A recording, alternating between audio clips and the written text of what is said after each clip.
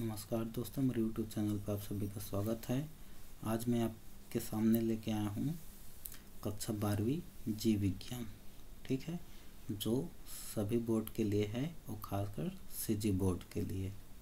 ठीक है, मतलब जहाँ भी NCERT से क्वेश्चन आता है, NCERT के पाठ्यक्रम के आधारित जो बुक रहता है उसी के है। ठीक है, तो ये भी अपने NCERT पुस्तक से लिया गया है। मोस्ट MP क्वेश्चन है जो लगातार पूछे जाते हैं सभी राज्यों में। ठीक है, तो चलिए स्टार्ट करते हैं। क्लास 12वीं जीव विज्ञान का है। ठीक है, कौन सा पुस्तक? NCERT। समझ गए? ध्यान रखना, जो NCERT पर आधारित रहता है ना, सभी राज्यों के लिए काम आता है ये। तो चलिए स्टार्ट करते हैं। हमारा सबसे पहला इकाई पहला, इसमें देखते हैं इकाई पहला प्रजनन, जो अंक 14 से आता है ना। खासकर तो सीजी बोर्ड वाले पूरा देखना। ठीक है, सीजी बोर्ड वाले और सभी के लिए है, मोस्ट MP है। ये जरूरी नहीं है कि केवल सीजी के लिए है ना। तो इस वीडियो के अंत तक बने रहिएगा। और इसको अगर करोगे तो 90+ ऊपर ही आएगा। दिसंबर से अगर तैयारी में लग जाना है आप लोगों को। केवल जितना क्वेश्चन बता रहा हूँ मैं उसी का, मैं गणित का पूरा बता चुका हूँ।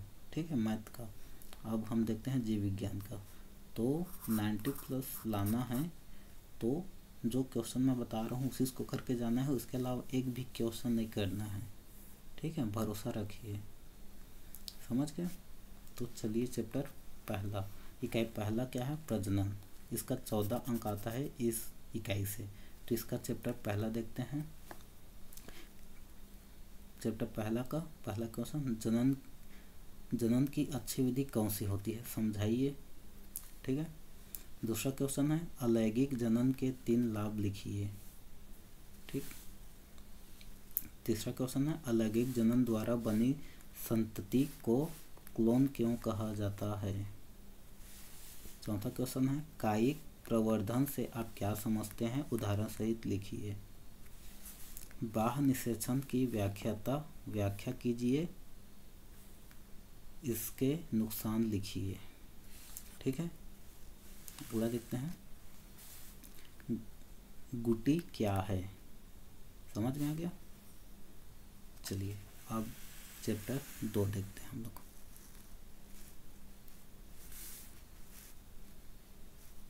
चैप्टर 2 है।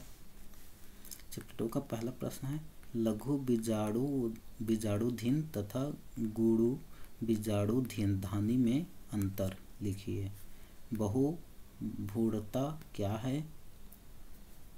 त्रिसंश्लेषण को समझाइए।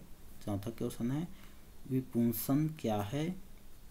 प्रश्न 5वां है अपरा क्या है, समझाइए।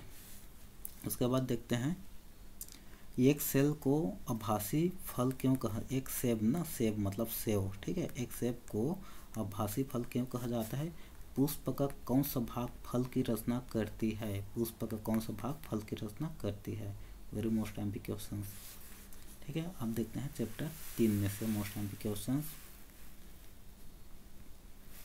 चैप्टर 3 पुरुषों में वृषण उदर गुहा के बाहर क्यों पाया जाता है? इसका दूसरा क्वेश्चन है वृषणों से यदि लीडिंग की कोशिकाएं नष्ट हो जाए तो नर के लैंगिक लक्षणों पर क्या प्रभाव पड़ेगा? तीसरा क्वेश्चन है अंडाणु की रचना कीजिए। चौथा क्वेश्चन है प्रसव क्या है? प्रसव को प्रेरित करने वाले हार्मोन्स के नाम लिखिए। 5वां है आवर्त चक्र, समझाइए।